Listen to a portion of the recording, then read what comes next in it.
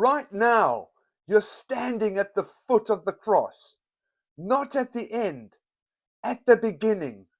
The cross isn't just a symbol, it's where mercy flows, it's where grace wins, it's where surrender brings victory.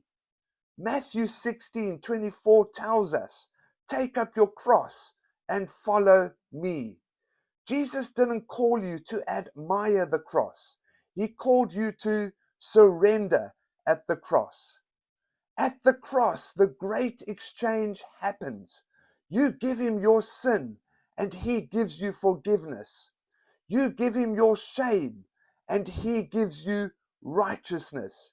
You lay down your burdens, and he fills you with peace. Chains break here, battles end here, new life begins here. Galatians 2:20 says, Christ lives in me. Your surrender isn't weakness, but it's your pathway to power. Less of me, more of you, Jesus. If you're tired of fear, tired of fighting alone, then come to the cross and lay it down.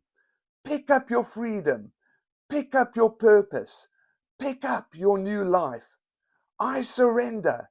I walk in victory. I am a new creation. The battle is won at the cross. God bless you.